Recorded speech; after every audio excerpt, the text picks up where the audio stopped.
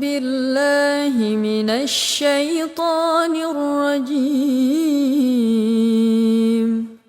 بسم اللہ الرحمن الرحیم۔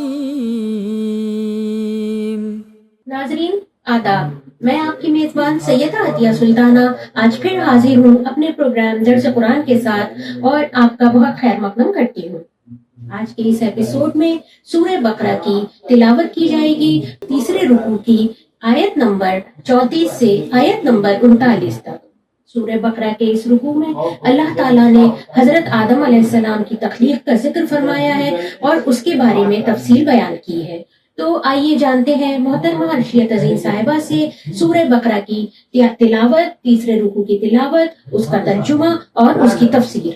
محترمہ عرشیہ تزین صاحبہ۔ اعوذ باللہ من الشیطان الرجیم بسم اللہ الرحمن الرحیم۔ اعوذ باللہ من الشیطان الرجیم بسم اللہ الرحمن الرحیم۔ السلام علیکم خواتین و حضرات، میں عرشیہ تزین آج پھر سیاسی تقدیر اخبار کی ٹیم کی طرف سے آپ لوگوں کا خیر مقدم کرتی ہوں اور حاضر ہوں آپ کے سامنے الحمدللہ درس قرآن کا اپنا ویکلی پروگرام لے کر کے۔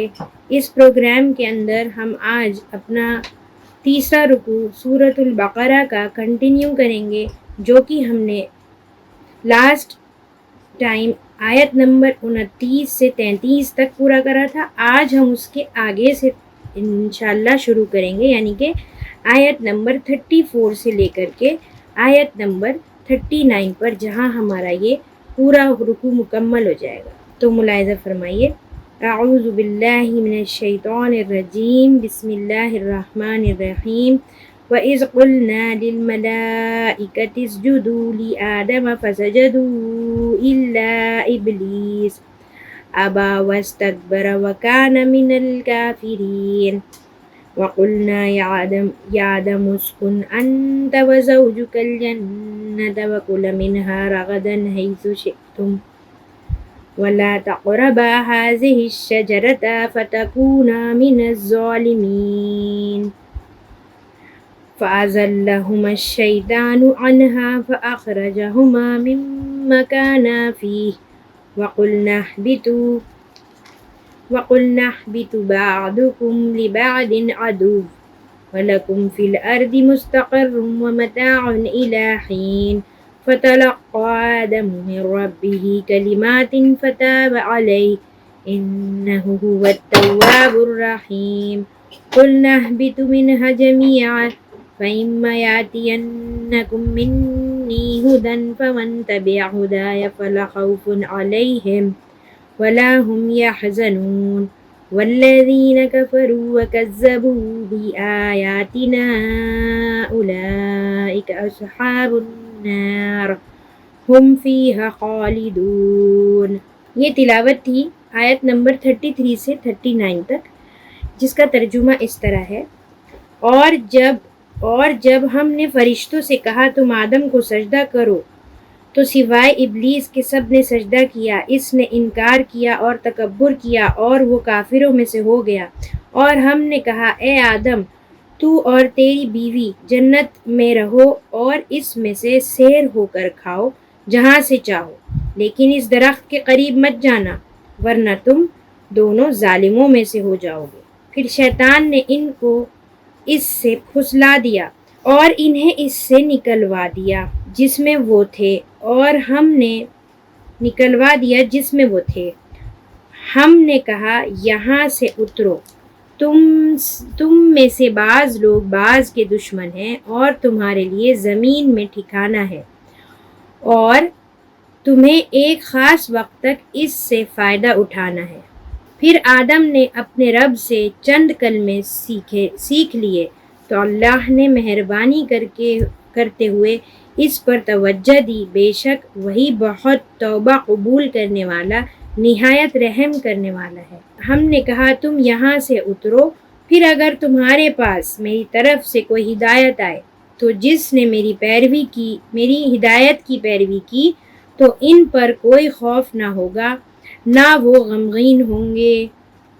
اور جن لوگوں نے کفر کیا اور ہماری آیتوں کو جھٹلایا وہی دوزخ والے ہیں، وہ اس میں ہمیشہ رہیں گے۔ اللہم حافظنا۔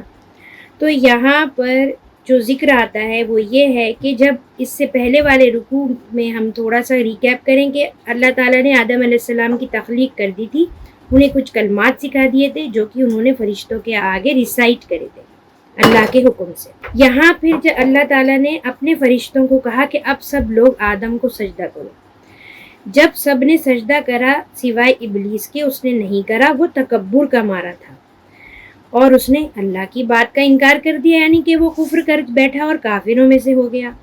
اس کے بعد اللہ تعالیٰ نے آدم علیہ السلام اور ان کی بیوی کو حکم دیا کہ یہاں جنت میں رہو، کھاؤ پیو سیر ہو کر کے جو چاہو، صرف ایک درخت کے پاس جانے کی منادی کری، لیکن شیطان کیونکہ انسان کا دشمن ہے اس نے انہیں پھسلایا۔ یہاں پر غور فرمائیے، پھسلایا انہیں، پلورل آتا ہے، دونوں کو پھسلایا، اور کتابوں میں اور مذہبی کتابوں میں یہ کہا جاتا ہے کہ اس نے اماں حوا کو پھسلایا تھا، یعنی کہ عورت کو، اور عورت نے پھر اپنے شوہر آدم علیہ السلام کو بہکایا۔ ایسا نہیں ہے، ہمارے قرآن کریم میں ان دونوں کو پھسلایا، ان کو۔ تو یہاں جو بات آ رہی ہے وہ یہ ہے انہا، اور پھر انہیں وہاں سے نکلوا دیا، یعنی جنت سے وہ چاہتا ہی یہی تھا، کیونکہ اللہ نے اس کو کافروں میں کر دیا تھا، اس کو تو جنت سے نکال ہی دیا تھا، وہ چاہتا تھا کہ اب میں انسان کا بھی برا کروں اس طریقے سے۔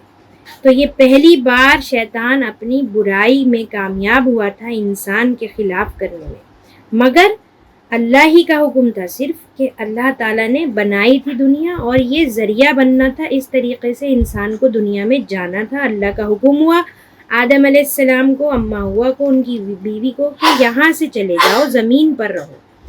پھر اس کے بعد جو یہ آیت آتی ہے کہ اللہ کے سامنے آدم علیہ السلام نے کچھ کلمات پڑھے، کچھ کلمات پڑھے، اور ان کلمات کو کہا گیا ہے کہ وہ استغفار کے کلمات تھے، کلمات استغفار۔